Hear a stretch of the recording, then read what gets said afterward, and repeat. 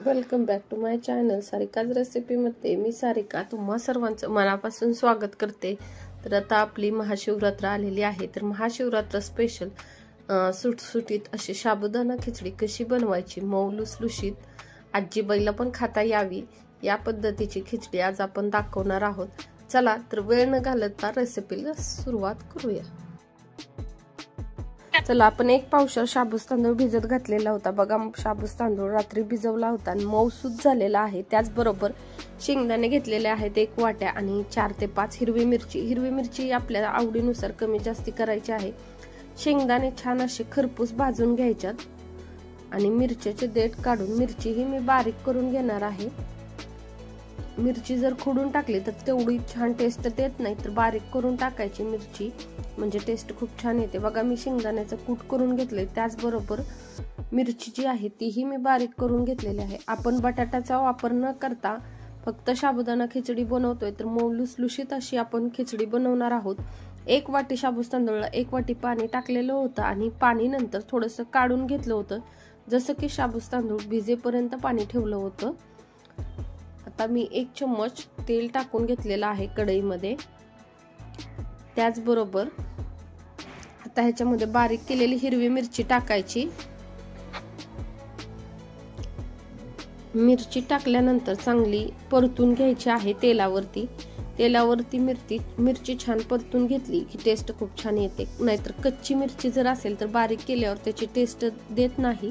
बघा शाबूस तांदूळ जो आपण भिजवून घेतला होता तो पूर्ण सुट्टा करायचा आणि कढईमध्ये टाकून घ्यायचा आहे। अगोदर मिरची आणि नंतर शाबूस तांदूळ। बघा शाबूस तांदूळ पूर्ण हाताने सुटसुटीत होईपर्यंत सुट्टा करून घ्यायचा। चवीनुसार मीठ। आता महत्वाची टिप आहे ती म्हणजे लगेच शेंगदाण्याचं कूट टाकायचं नाही, तर तेल आणि मिरची बरोबर शाबूस तांदूळ जो आहे तो चांगला असा भाजून घ्यायचा आहे अगोदर आणि नंतर शेंगदाण्याचं कूट टाकायचं आहे। कारण कूट टाकणार आहोत ते शेंगदाणे भाजून घेतलेले आहेत, त्याच्यामुळे जास्ती काही भाजायला लागत नाही आणि थोडेसे जाडसर शेंगदाणे ठेवायच्यात बारीक करताना। बघा अगोदर 5 मिनिटं मी खिचडी अशीच हलवून घेतली आणि नंतर जी आहे ती अशा पद्धतीने शेंगदाण्याचं कूट टाकून भाजून घेणार आहे चांगली।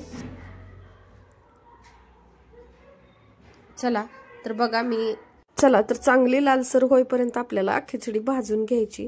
बघा जास्ती काही वापर करायचा नाही, फक्त शेंगदाण्याचं कूट, हिरवी मिरची, मीठ एवढंच टाकून छान अशी लालसर होईपर्यंत मी कमी गॅसवरती खिचडी परतलेली आहे। साधारण एवढी खिचडी परतायला 15 ते 20 मिनिटं लागतात, तर खिचडी घाई करून परतायची नाही किंवा गॅस फुल करूनही परतायची नाही। खिचडी जी आहे ती स्लो गॅसवरती 15 ते 20 मिनिटं परतून घ्यायची म्हणजे टेस्ट खूप छान लागते। बघा आपल्या खिचडीचा जो कलर आहे तोही चेंज झालेला आहे।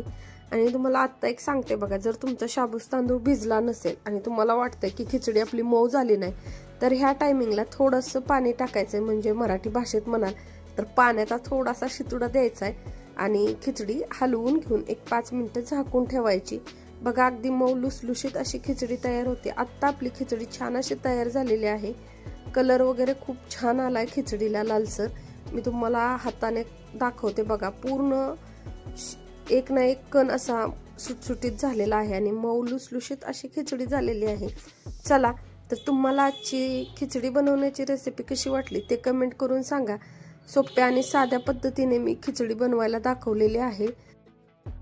तर जे कोणी चॅनलवरती आपल्या नवीन असतील त्यांनी चॅनलला सबस्क्राईब केलं नसेल तर प्लीज चॅनलला सबस्क्राईब करा, म्हणजे ह्याच नंतर तुम्हाला छान छान अशा सोप्या आणि साध्या रेसिपी पाहता येतील।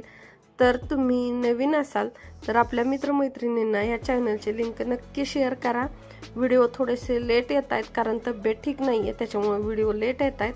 बघा वरून मी आता मस्त शेंगदाण्याच्या पाकळ्या टाकल्यात आणि खिचडी जी आहे ती खाण्यासाठी तयार आहे। तर तुम्ही अशीच खिचडी बनवा आणि मस्त दुधाबरोबर किंवा दही, ताक कशावरही खाण्यासाठी एकदम टेस्टी अशी ही शाबूस तांदळाची खिचडी लागते। चला तर तुम्ही बनवा आणि खा। भेटूया पुढच्या व्हिडिओमध्ये। Bye bye.